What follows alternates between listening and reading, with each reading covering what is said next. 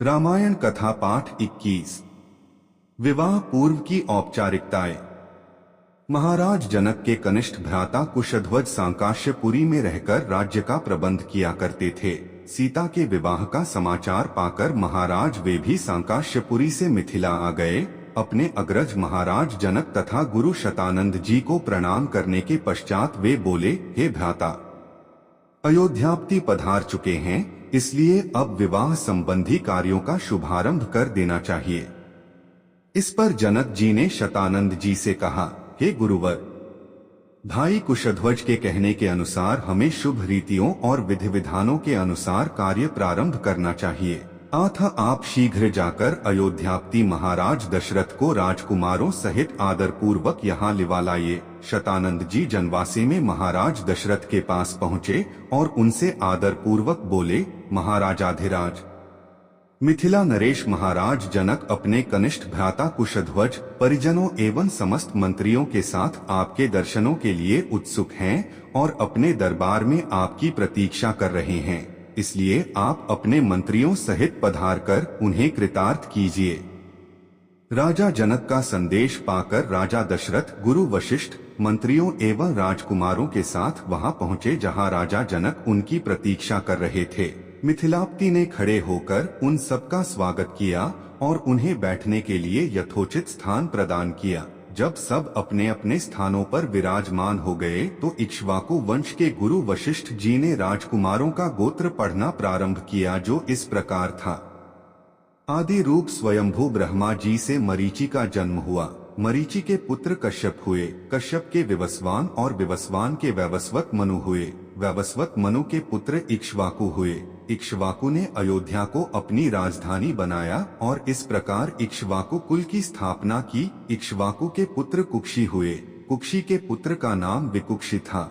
विकुक्षी के पुत्र बाण और बाण के पुत्र अनर्ण्य हुए। अनर्ण्य से पृथु और पृथु से त्रिशंकु का जन्म हुआ। त्रिशंकु के पुत्र धुंधुमार हुए। धुंधुमार के पुत्र का नाम युवनाश्व था। युवनाश्व के पुत्र मांधाता हुए और मांधाता से सुसंधि का जन्म हुआ।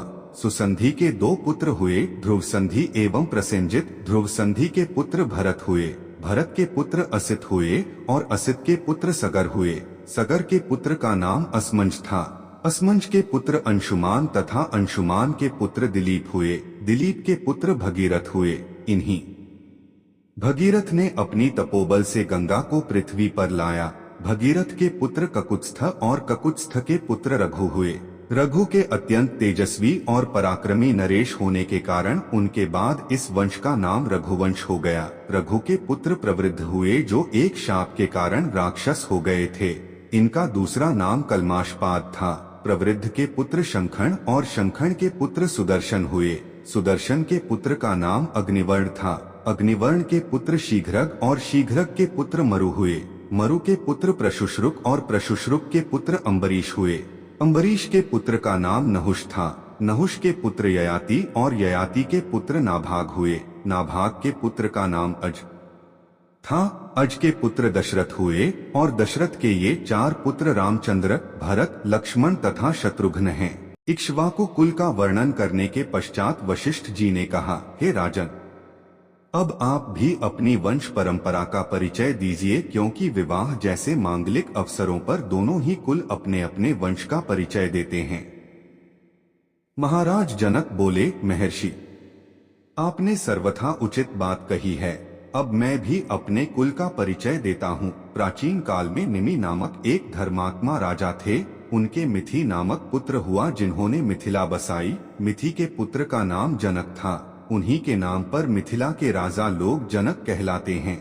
जनक के पुत्र उदावसु और उदावसु के पुत्र नंदिवर्धन हुए। नंदिवर्धन के पुत्र का नाम शूरवीर था। शूरवीर के पुत्र सुकेतु और सुकेतु के पुत्र देवरात हुए। देवरात के पुत्र का नाम बृहद्रथ था। बृहद्रथ के पुत्र महावीर और महावीर के पुत्र सुधृति हुए।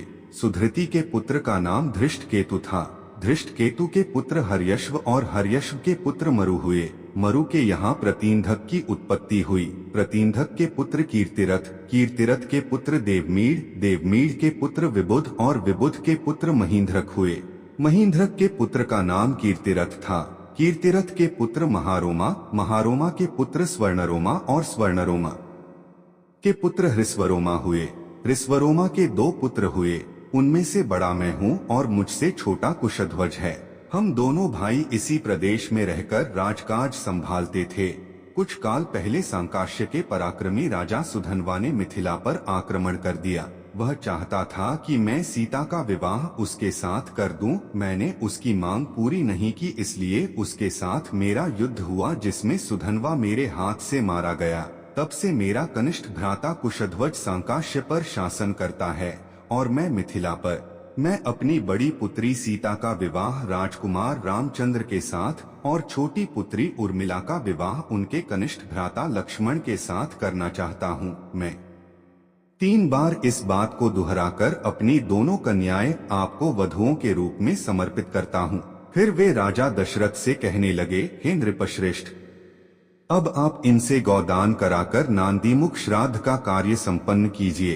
इसके पश्चात लोक प्रचलित पद्धति के अनुसार विवाह का कार्य आरंभ कीजिए। यह अवसर सर्वथा उपयुक्त एवं कल्याणकारी है। आज मघा नक्षत्र है, आज से तीसरे दिन फाल्गुनी नक्षत्र होगा। इससे अधिक उपयुक्त समय विवाह के लिए दूसरा नहीं हो सकता। आप इन दोनों भाइयों के अभ्युदय के लिए गौ, भूमि, स्वर्ण, तिल आदि का दान कराइए।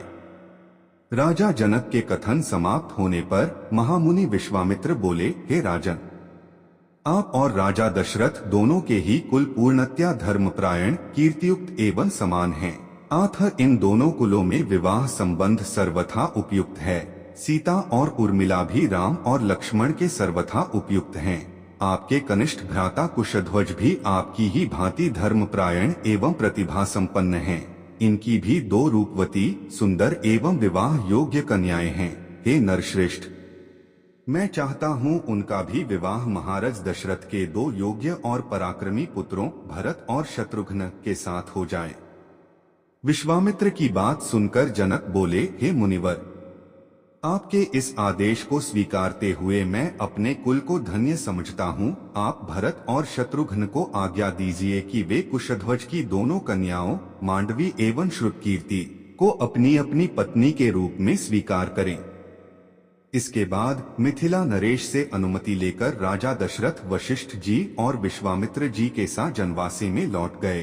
दूसरे दिन चारों राजकुमारों ने याचकों को 1-1 लाख स्वर्ण मंडित सींगों वाली गौएं दान दी और भी बहुत सारा धन, आभूषण, रत्न आदि ब्राह्मणों को दान दिए। वीडियो अच्छा लगे तो चैनल को सब्सक्राइब करके जरूर रखें।